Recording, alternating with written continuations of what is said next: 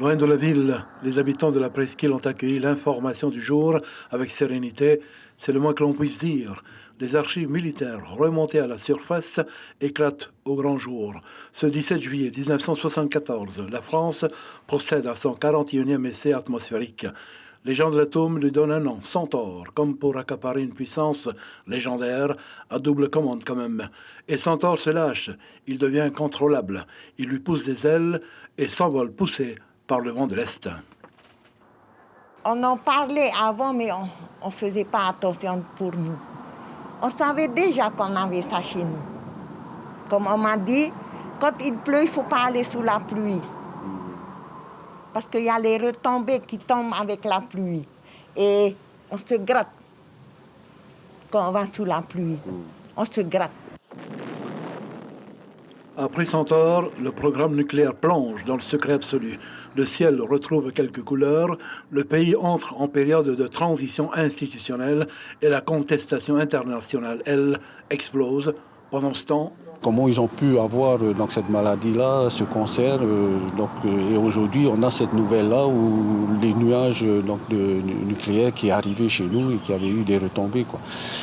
Maintenant, on se pose beaucoup de questions et aujourd'hui, la population est vraiment inquiète. Quoi. Dans son communiqué paru aujourd'hui, le Tammany Villatiron n'hésite pas à parler de mensonges d'État.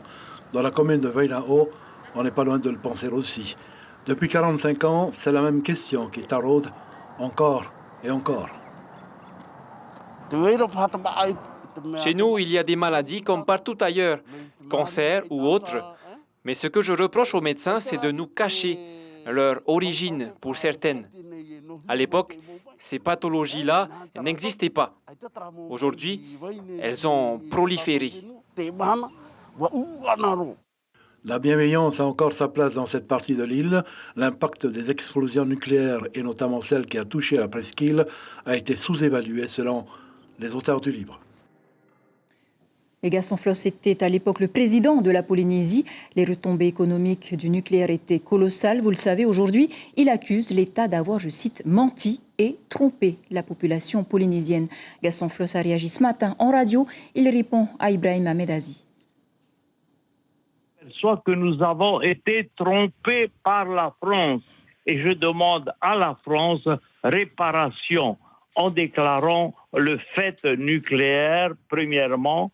Deuxièmement, d'indemniser toutes les personnes pour lesquelles les dossiers ont été rejetés parce qu'ils ont été rejetés au titre des éléments anciens qui étaient des éléments faux.